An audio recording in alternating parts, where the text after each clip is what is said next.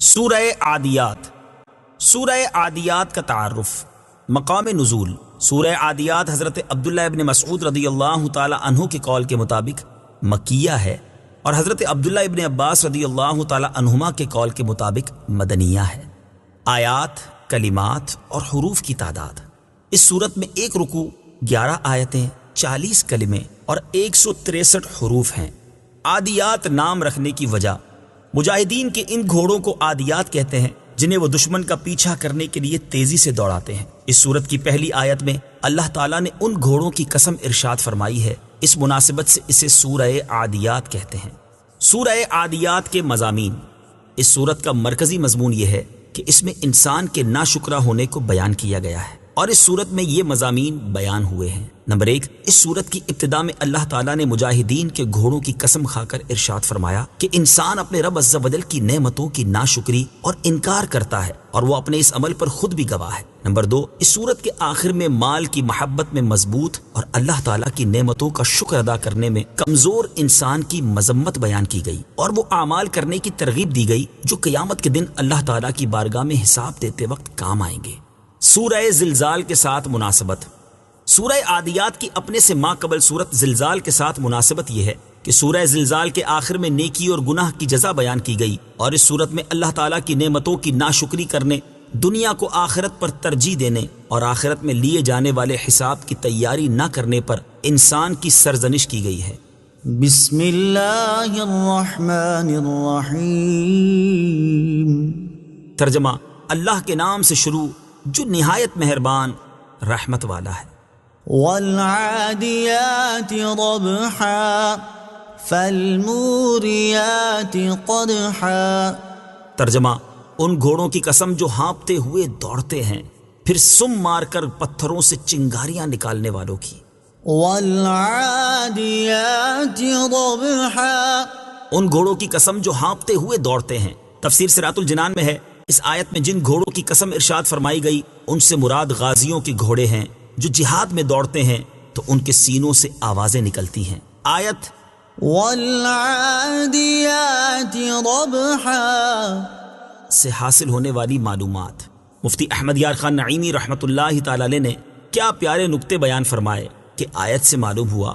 Number 1، غازیوں کی شان بہت اعلیٰ ہے کہ اللہ تعالیٰ نے ان کے گھوڑوں کی قسم ارشاد فرمائی۔ نمبر 2، جب غازی کے گھوڑے نے اپنی پشت پر غازی کو لیا تو اس گھوڑے کی شان اونچی ہو گئی۔ تو جب حضرت ابوبکر صدیق رضی اللہ تعالی عنہ نے ہجرت کی رات سید المرسلین صلی اللہ تعالی علیہ وآلہ وسلم کو اپنے کندھے پر لیا، حضرت علی المرتضی کرم اللہ تعالی وجہ الکریم نے حضور پرنور صلی اللہ تعالی علیہ وسلم کو صحبہ کے مقام میں اپنے زانوں پر سلایا، اور حضرت عائشہ صدیقہ رضی اللہ تعالی عنہا نے حضور اقدس صلی اللہ تعالی علیہ وآلہ وسلم کے وصال کے وقت آپ صلی اللہ تعالی علیہ وسلم کا سر مبارک اپنے سینے پر لیا، بلکہ وہ آمنہ خاتون اور حلیمہ دائی جنہوں نے حضور اقدس صلی اللہ تعالی علیہ وسلم کو اپنی گودوں میں کھلایا، ان کی کیا شان ہوگی۔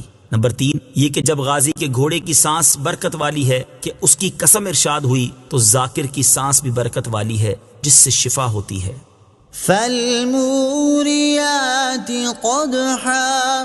پھر سم مار کر پتھروں سے چنگاریاں نکالنے والوں کی۔ تفسیر صراط الجنان میں ہے، حضرت عبداللہ ابن عباس رضی اللہ تعالی عنہما فرماتے ہیں، اس سے مراد وہ گھوڑے ہیں جو پتھریلی زمین پر چلتے ہیں تو ان کے سموں کی رگڑ سے آگ کی چنگاریاں نکلتی ہیں۔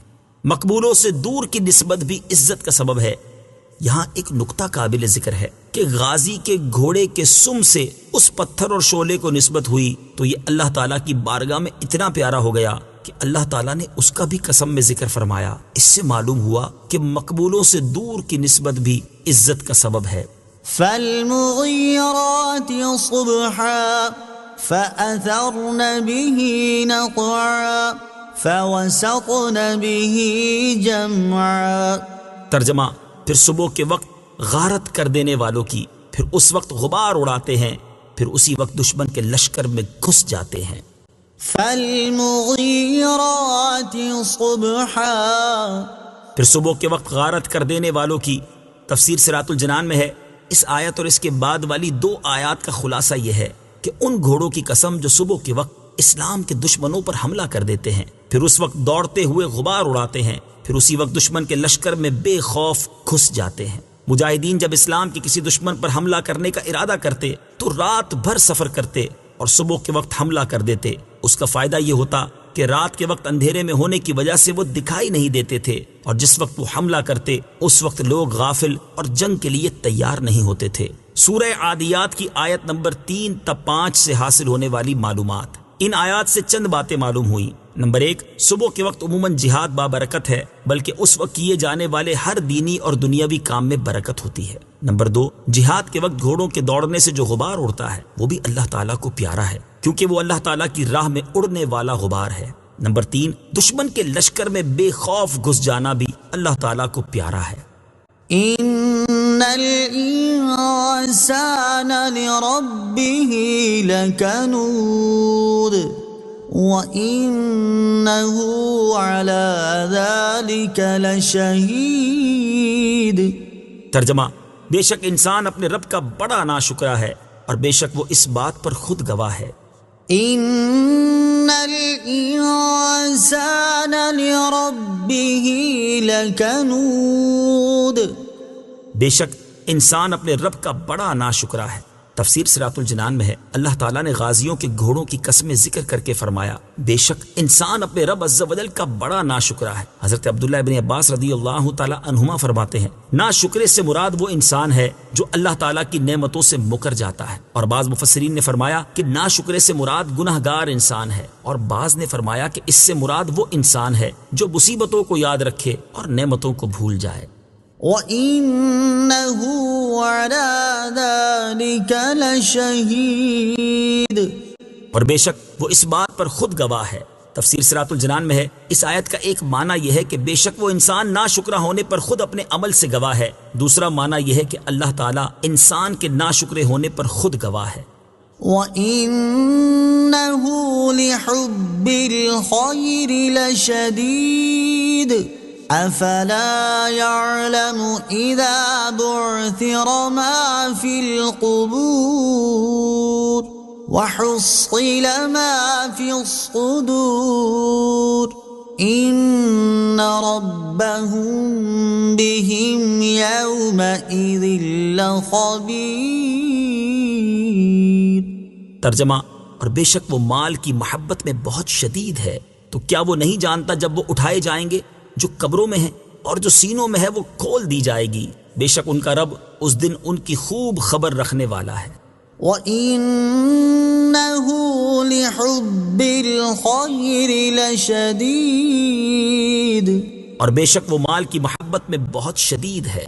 تفسیر صراط الجنان میں ہے، اس آیت اور اس کے بعد والی 3 آیات کا خلاصہ یہ ہے کہ بے شک انسان مال کی محبت اور اس کی طلب میں تو بہت مضبوط اور طاقتور ہے، جبکہ اللہ تعالیٰ کی عبادت کرنے اور اس کی نعمتوں کا شکر ادا کرنے کے لیے کمزور ہے۔ تو کیا مال کی محبت میں مبتلا وہ انسان نہیں جانتا کہ جب وہ مردے اٹھائے جائیں گے جو قبروں میں ہیں اور انہیں اللہ تعالیٰ کی بارگاہ میں پیش کیا جائے گا اور جو حقیقت سینوں میں ہے وہ کھول دی جائے گی، تو اس وقت اللہ تعالیٰ انہیں ان کے نیک اور برے اعمال کا بدلہ دے گا۔ بے شک ان کا رب عز و جل قیامت کے دن جو کہ فیصلے کا دن ہے، ان کے اعمال، ان کی نیتوں اور ان کی اطاعت و نافرمانی کی خوب خبر رکھنے والا ہے، جیسا کہ ہمیشہ سے ہے۔ نور العرفان میں ہے، غافل انسان مال کی محبت کی وجہ سے سخت دل ہے، کیونکہ مال کی محبت سختی دل کا باعث ہے، جیسے حضور صلی اللہ تعالی علیہ وآلہ وسلم کی محبت نرمی دل کا سبب ہے۔ دیکھو یزید، فرعون، شداد جانوروں سے زیادہ سخت دل تھے، محض محبت مال سے، یا غافل انسان مال کی محبت میں سخت دل ہے، دین میں نرم یعنی دین میں سختی برداشت نہیں کرتے۔ اس لیے عام طور پر لوگ دنیا کے لیے وہ مشقتیں جھیل لیتے ہیں جو دین کے لیے نہیں جھیلتے۔ مال سے محبت کی 4 صورتیں۔ خیال رہے کہ محبت مال 4 طرح کی ہے۔ نمبر 1، حب ایمانی، جیسے حج وغیرہ کے لیے مال کی چاہت۔ نمبر 2، حب نفسانی، جیسے اپنے آرام و راحت کے لیے مال سے رغبت۔